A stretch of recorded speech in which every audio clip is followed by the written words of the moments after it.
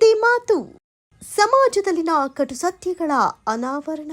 ಬೆಂಗಳೂರಿನ ಥಣಿಸಂದ್ರ ಮುಖ್ಯ ರಸ್ತೆಯಲ್ಲಿರುವ ಸಾಮರ್ ಇಂಟರ್ನ್ಯಾಷನಲ್ ಇಸ್ಲಾಮಿಕ್ ಶಾಲೆಯ ಮಾನ್ಯತೆ ರದ್ದಾಗಿದ್ದರೂ ಅಕ್ರಮವಾಗಿ ದಾಖಲಾತಿ ಆರಂಭಿಸಿರುವುದು ಪೋಷಕರಲ್ಲಿ ಹಾಗೂ ಸಾರ್ವಜನಿಕರಲ್ಲಿ ತೀವ್ರ ಆತಂಕ ಹಾಗೂ ಆಕ್ರೋಶ ಮೂಡಿಸಿದೆ.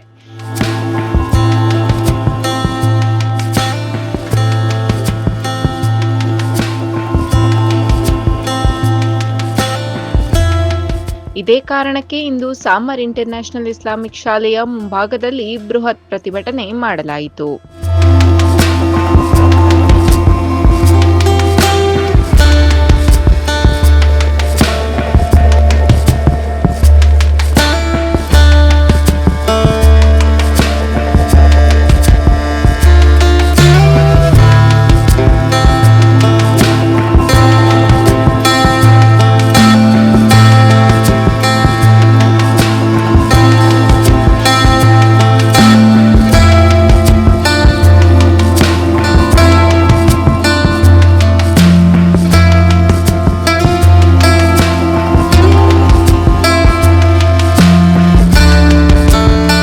ನೂರಾರು ಪೋಷಕರು ಹಾಗೂ ಸಾರ್ವಜನಿಕರು ಹಾಗೂ ಕನ್ನಡ ಪರ ಹೋರಾಟಗಾರರು ಈ ಪ್ರತಿಭಟನೆಯಲ್ಲಿ ಪಾಲ್ಗೊಂಡಿದ್ದರು. ನಾವು ಬಂದಿರೋ ಉದ್ದೇಶ ಏನಂದ್ರೆ, ಇಲ್ಲಿ ತುಂಬಾ ವರ್ಷದಿಂದ ಈ ಶಾಲೆಯಲ್ಲಿ ಅನ್ಯಾಯ ನಡೀತಾ ಇದೆ. ಮಕ್ಕಳಿಗೆ ತೊಂದರೆ ಆಗ್ತಾ ಇದೆ, ಮಕ್ಕಳಿಗೆ ಚಿತ್ರಹಿಂಸೆ ಕೊಡ್ತಾ ಇದ್ದಾರೆ, ಮಕ್ಕಳಿಗೆ ತೊಂದರೆ ಕೊಡ್ತಾ ಇದ್ದಾರೆ, ಮಕ್ಕಳಿಗೆ ತುಂಬಾನೇ ತೊಂದರೆ ಕೊಡ್ತಾ ಇದ್ದಾರೆ. ಅದರಿಂದ ನಮಗೆ ವಿಷಯ ಗೊತ್ತಾಯಿತು. ಇಲ್ಲಿ ನಮ್ಮ ರಿಲೇಟಿವ್ಸ್, ನಮ್ಮ ಆತ್ಮೀಯವರು, ಅವ್ರ ಮಕ್ಕಳೆಲ್ಲ ಓದ್ತಾ ಇದ್ದಾರೆ, ನಮ್ಮ ತುಂಬ ಸ್ನೇಹಿತರು ಮಕ್ಕಳೆಲ್ಲ ಓದ್ತಾ ಇದ್ದಾರೆ. ಅವರಿಂದ ನಮಗೆ ಏನು ಇಲ್ಲಿಂದ ಮಾಹಿತಿ ಬಂದಂದರೆ, ಇಲ್ಲಿ ಮಕ್ಕಳಿಗೆ ತೊಂದರೆ ಕೊಡೋದು, ಟಾರ್ಚರ್ ಕೊಡೋದು, ಮಕ್ಕಳಿಗೆ ಹೊಡೆಯೋದು, ಬಡಿಯೋದು, ಅವರಿಗೆ ಸರಿಯಾಗಿ ಊಟ ಆಗಲ್ಲ, ಏನಾಗಲ್ಲ. ಇಲ್ಲಿ ಹಾಸ್ಟೆಲ್ ಮಾಡ್ಕೊಂಡಿದ್ದಾರೆ, ಮದರಸಾ ಅಂತ. ಹಾಸ್ಟೆಲ್ ಮಾಡೋ ಪರ್ಮಿಷನ್ ಇಲ್ಲ. ಇಲ್ಲಿ 24 ಗಂಟೆನೂ 1 ವರ್ಷ ಪೂರ್ತಿ ಮಕ್ಕಳು, ಹೆಣ್ಮಕ್ಳು ಇರ್ತಾರೆ. 13 ವರ್ಷ 14 ವರ್ಷ ಮಕ್ಕಳು ಇರ್ತಾರೆ.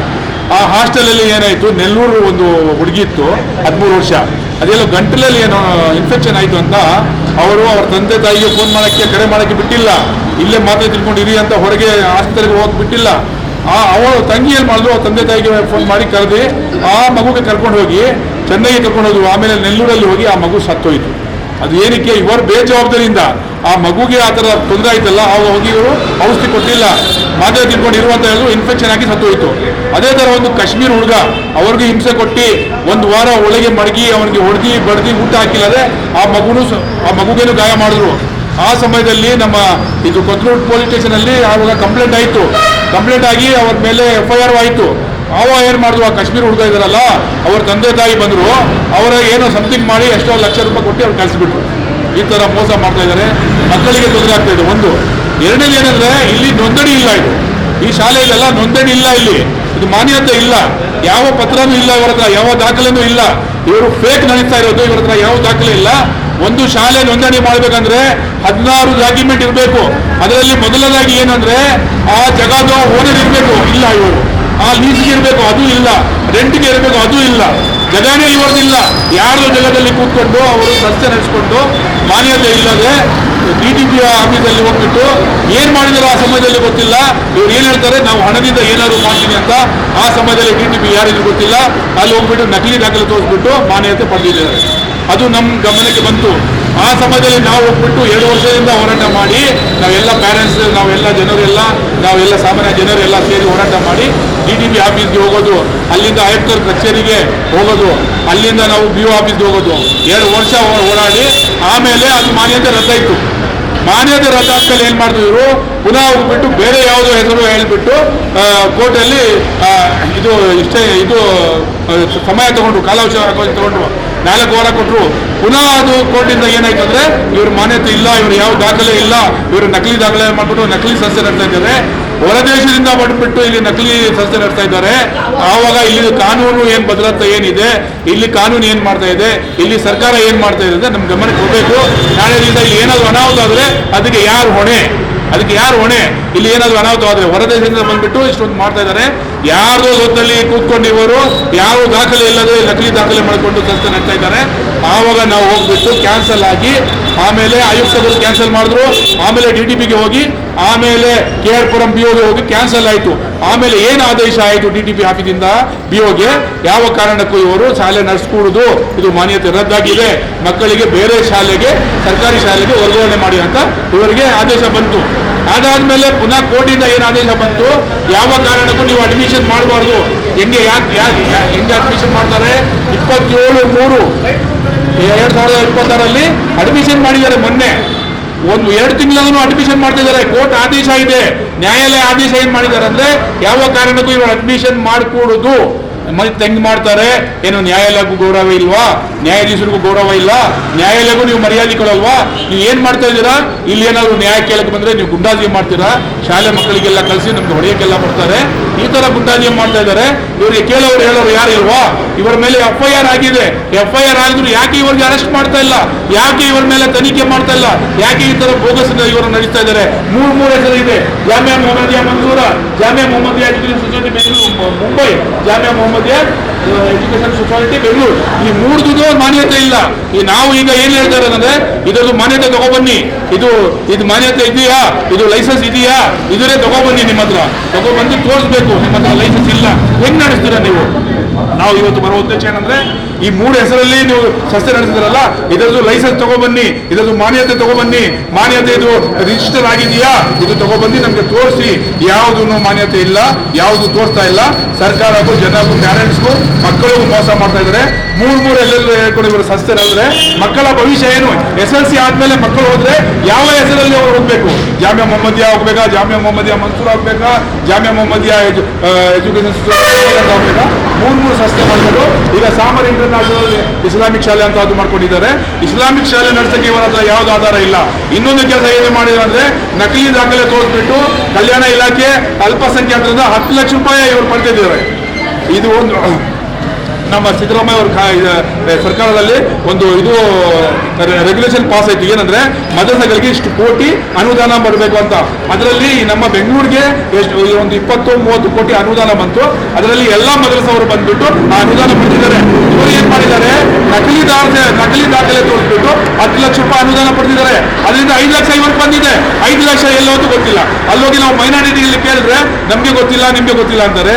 ಆ ತರ ಪರಿಸ್ಥಿತಿ ಬಂದ್ಬಿಟ್ರೆ ಹೊರ ದೇಶದಿಂದ ಬಂದು ಇಲ್ಲಿ ಜನ ಏನಾದ್ರೂ ಮಾಡಬಹುದು, ಏನಾದ್ರೂ ಅನಾಹುತ ಮಾಡಬಹುದು, ನಮ್ಮ ದೇಶನೇ ಹಾಳು ಮಾಡಬಹುದು. ಯಾರು ಕೇಳೋರಿದ್ದಾರೆ ಸರ್? ಯಾರಿದ್ದಾರೆ ಇದ್ರ ಬಗ್ಗೆ ದನಿ ಎತ್ತಕ್ಕೆ? ಯಾವ ದನಿ ಎತ್ತಾ ಇಲ್ಲ. ಇದ್ರ ಬಗ್ಗೆ ನಾವು ದನಿ ಎತ್ತಾ ಇದ್ದೀವಿ. ಯಾಕಂದ್ರೆ ಇಲ್ಲಿ ಅನ್ಯಾಯ ಆಗ್ತಾ ಇದೆ. ಅನ್ಯಾಯ ಆಗ್ಬಾರ್ದು. ಜನಗಳಿಗೆ ಮೋಸ ಆಗ್ತಾ ಇದೆ. ಮಕ್ಕಳ ಭವಿಷ್ಯ ಹಾಳಾಗ್ತಾ ಇದೆ. ಮಕ್ಕಳ ಭವಿಷ್ಯದ ಜೊತೆ ಚೆಲ್ಲಾಟ ಮಾಡ್ತಾ ಇದ್ದಾರೆ.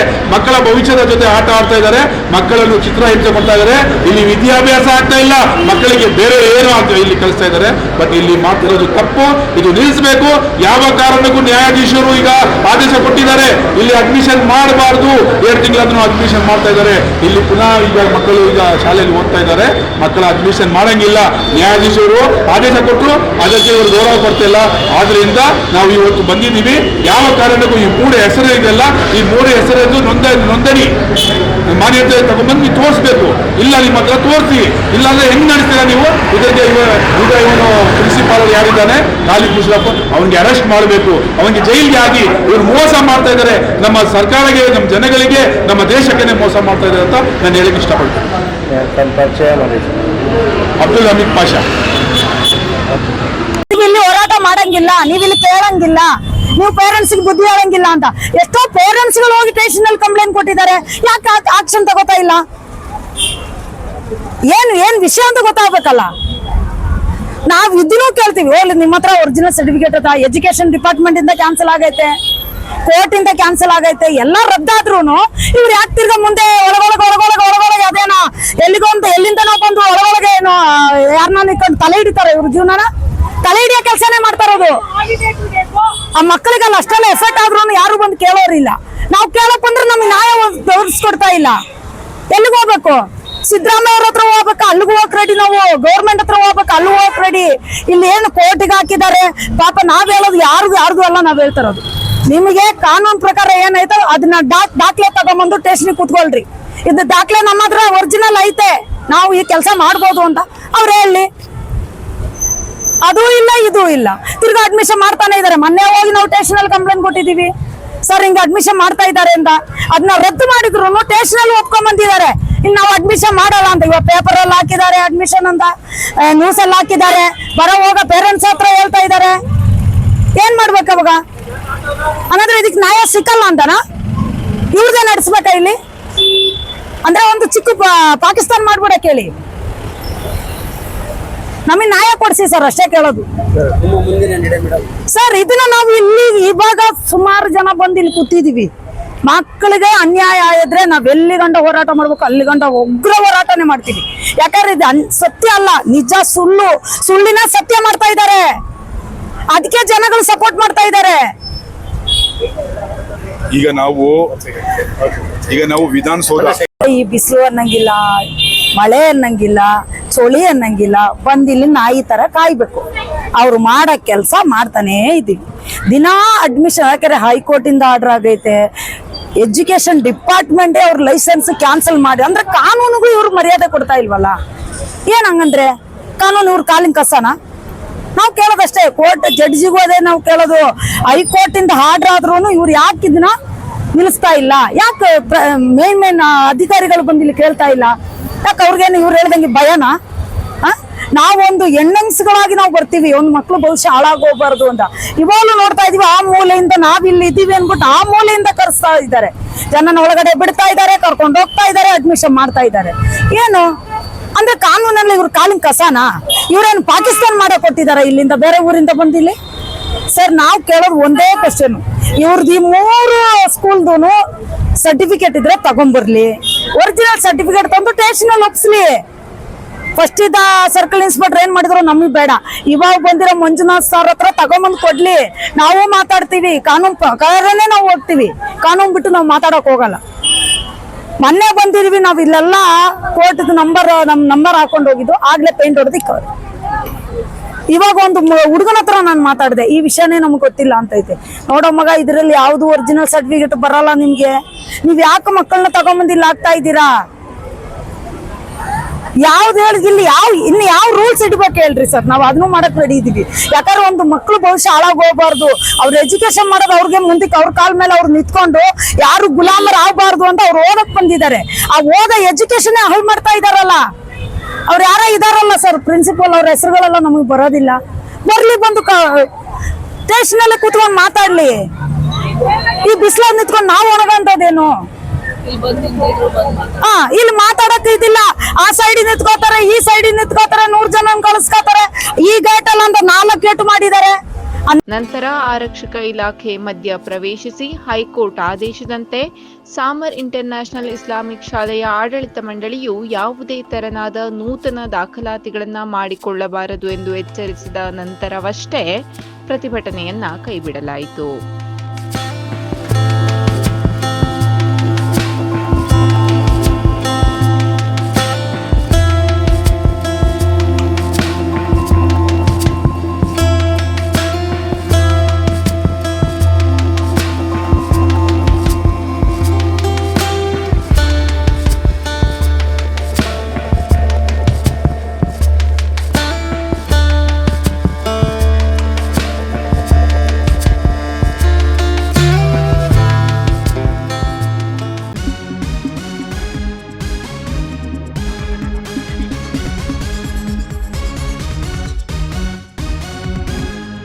ಸುದ್ದಿ ಮಾತು, ಸಮಾಜದಲ್ಲಿನ ಕಟು ಸತ್ಯಗಳ ಅನಾವರಣ.